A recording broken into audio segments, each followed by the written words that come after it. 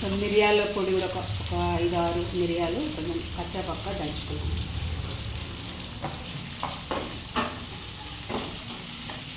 తర్వాత ఇందులోనే కొంచెం అల్లం వెల్లుల్లి పేస్ట్ వేసుకోవాలి, 2 టేబుల్ స్పూన్లు.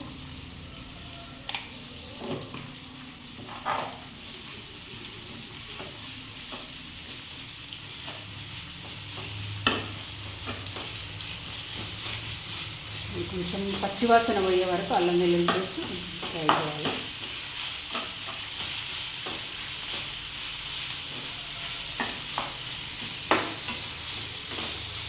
తర్వాత ఇందులో కొంచెం పుదీనా మంచిగా ఫ్రెష్గా కడిగి పెట్టుకున్నాను నేను. శ్రావణ మాసం అయితే ఆకుకూరల పైన పురుగు ఉంటుంది అంటారు, అందుకే కల్లుప్పు వేసి నీట్గా కడిగి పెట్టుకున్నాను.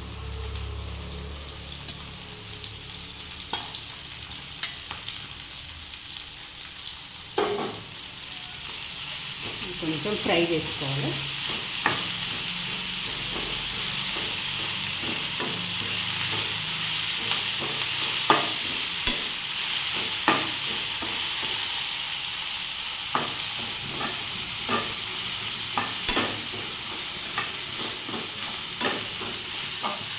ఇందులోనే కొంచెం ఒక 2 టమాటాలు సన్నగా కట్ చేసి పెట్టుకున్నాం, అవి వేసుకున్నాం. ఇలా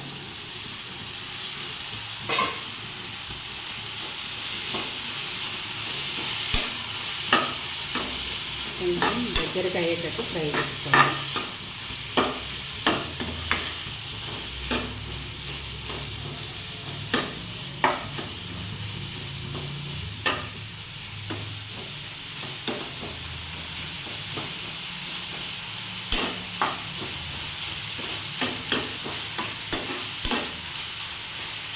కొంచెం ఇంట్లో ఉన్న వాటితోనే చేసుకున్నా, కొంచెం కాదు కూడా తక్కువ ఉంది.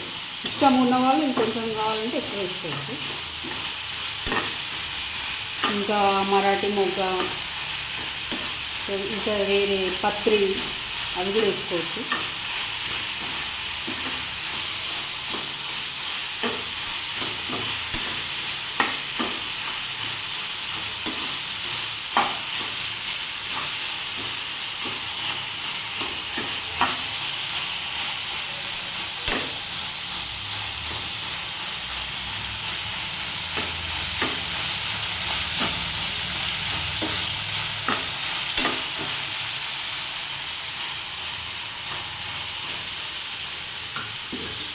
కొబ్బరిపాలు, ఇవి కొబ్బరిపాలు, ఒక కొబ్బరికాయ మొత్తము, తర్వాత హాఫ్ కొబ్బరికాయ, కొబ్బరి ముక్కలు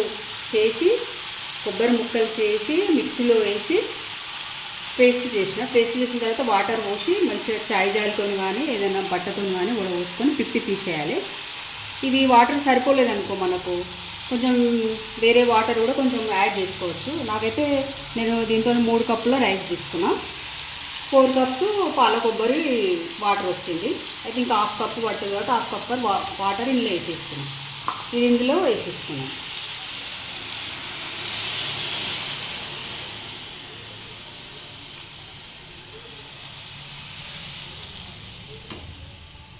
తర్వాత కుక్కర్లోకి వేసేస్తున్నది.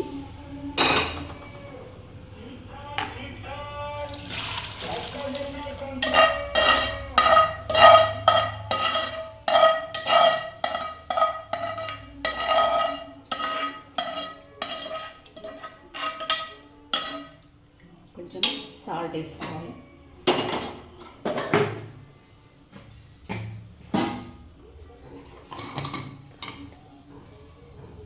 సాల్ట్ సరిపడినంత.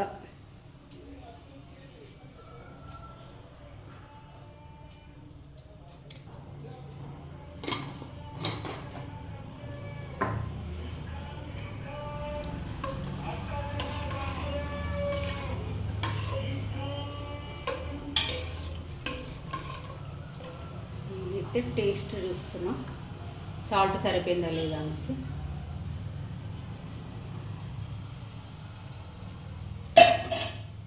ఇప్పుడు వేడి కాగానే రైస్ వేసుకోవాలి మనం. వాటర్ అయితే వేసేస్తా, వేస్ట్ వాటర్ ఏది.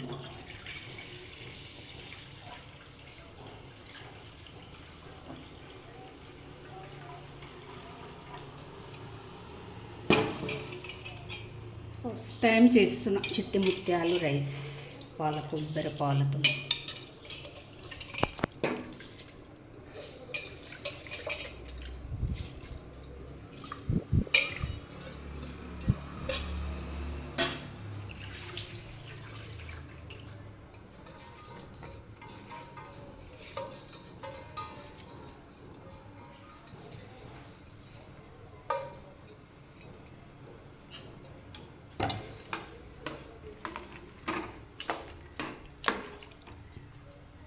ఇప్పుడు విజిల్ పెట్టేసేద్దాం.